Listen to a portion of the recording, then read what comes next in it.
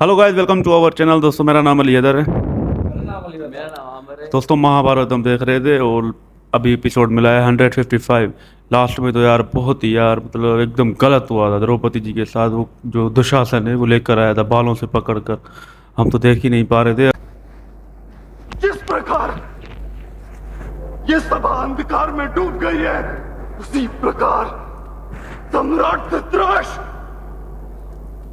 आपके जीवन को भी हम अंधकार से भर देंगे, भर देंगे अंधकार से।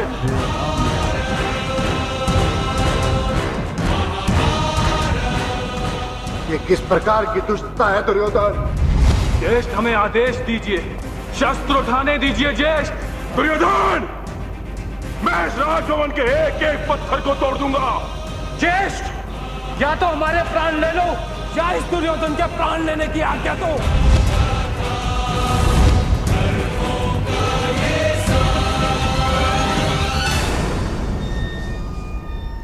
दुर्योधन, हस्तिनापुर की राजसभा में आज तक ऐसा दुर्व्यवहार नहीं हुआ है। गुरुवंश की मर्यादा का कुछ तो विचार करो, कुछ विचार करो। महाराज धृतराष्ट्र, अपने हृदय के नेत्र खोलो। अपनी सभा में इतना बड़ा अधर्म मत होने दो। युवराज दुर्योधन, गुरु राज्यसभा में ऐसा नहीं हो सकता।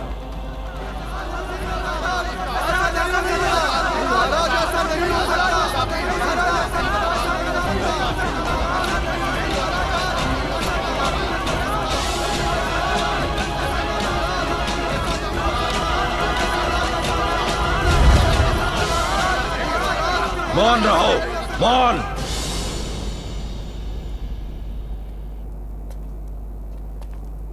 युधिष्ठिर से पूछो, क्या स्वामी अपने दास और दासियों को दंड नहीं दे सकता है? क्या तुम्हारे भाई और ये द्रौपदी मेरे दास दासी नहीं हो? उत्तर दो युधिष्ठिर।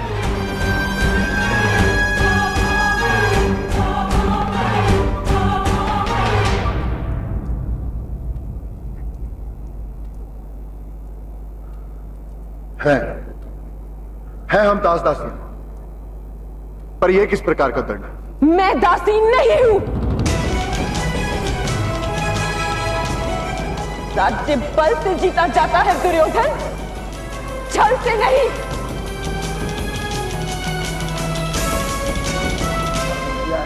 देखिए पितामह, इस दासी का बर्ताव देखिए। क्या इसे दंड देना उचित नहीं है? अनुचित है। बस करो दुर्योधन, बस करो। ये अनर्थ है, और ये अनर्थ होता देख मैं इस राजसभा में अब एक क्षण भी नहीं रुक सकता।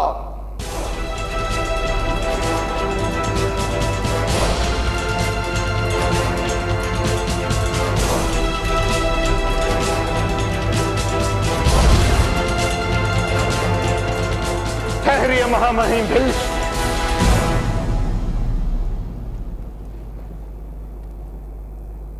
श्री आपने वचन दिया था कि आप मेरा और मेरे पुत्रों का पक्ष कभी नहीं छोड़ेंगे।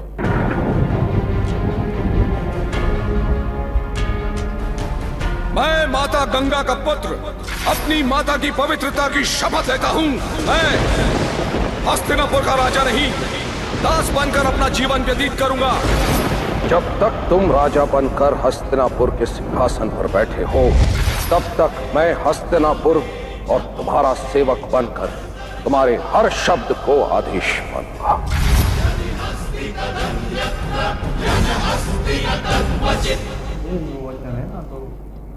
अपना स्थान ग्रहण करें महामहिम।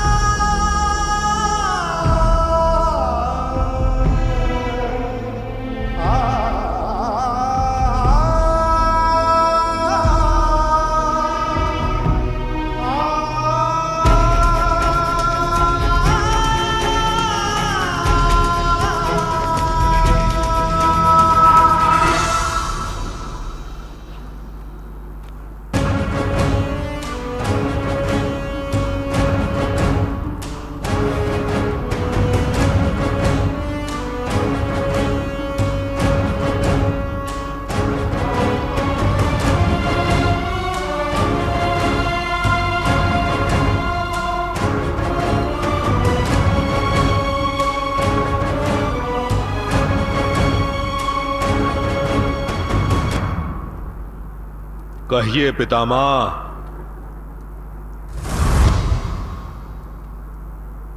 वत्स द्रौपदी, ये सिद्ध हो चुका है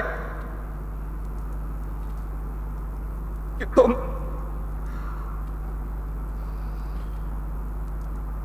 एक दासी हो।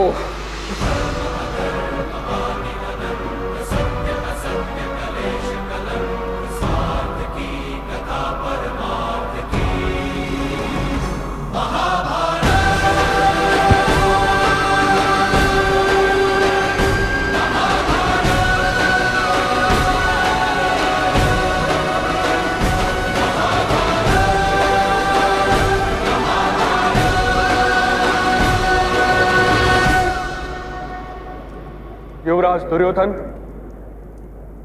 दास दासियों को क्या दंड देना चाहिए उसका विधान है न्याय संहिताओं में, परंतु किसी दासी को निर्वस्त्र किया जाए, विश्व की किसी न्याय संहिता में ऐसा विधान नहीं। राजसभा में शस्त्र उठाने का क्या दंड होता है महामंत्री? इंद्रप्रस्थ की राजसभा में क्या न्याय संहिता को ध्यान में रखते हुए दंडित किया गया था हमें? नहीं महामंत्री, केवल हम योद्धाओं को अपमानित करने के लिए हमसे हमारे शस्त्र छीने गए थे। तब आप भी तो उपस्थित थे वहां, तब क्यों मौन थे आप? योद्धा? यदि योद्धा होते आप तो रणभूमि में खड़े होते, यूं द्यूत सभा में बैठे नहीं होते। कई प्रकार के वानर सर पर लंबे केश उठाते हैं, किंतु उससे कोई उन्हें सिर नहीं कहता। द्रौपदी, विवाद मत करो अंगराज।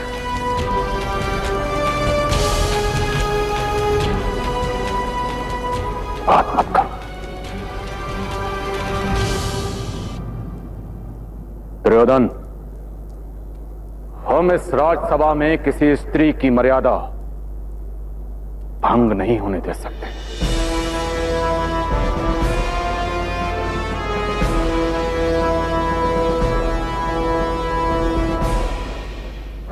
मेरे बच्चे, द्रौपदी के वस्त्र हरण की योजना त्याग दो। मामाश्री, उचित कह रहा हूं मेरे बच्चे, सभा का वातावरण योग्य नहीं है। उचित तो ये होगा, इस समय का उपयोग कर लो। महागुरु द्रोण और महामहिम भीष्म जैसे महारथियों के शस्त्र अपनी शरण में ले लो, जिससे भविष्य में ये केवल तुम्हारे आदेश से शस्त्र उठा पाए।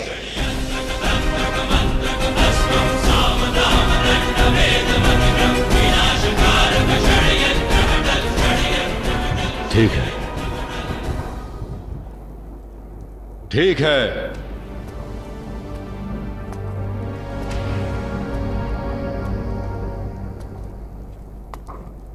यदि इस राजसभा में उपस्थित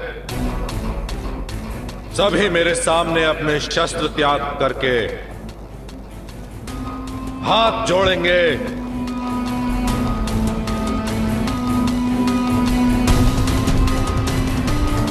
तभी मैं इस दासी द्रौपदी को क्षमा करने का विचार करूंगा। हाथ जोड़िए गुरुद्रोण, महामहिम भीष्म, महामंत्री, हाथ जोड़ो। और तुम 5 दास भी हाथ जोड़ो मेरे सामने।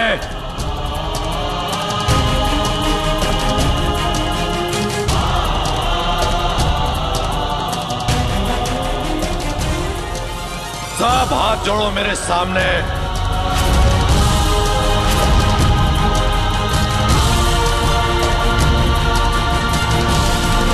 कड़वा अभी कुत्ता ये मतलब बड़े बड़े योद्धाओं को बोलेगा हाथ जोड़े, तू लाए के इसके से कर रहा है जो गलत हरकत है, और फिर भी तेरे आगे सारे हाथ जोड़े हैं।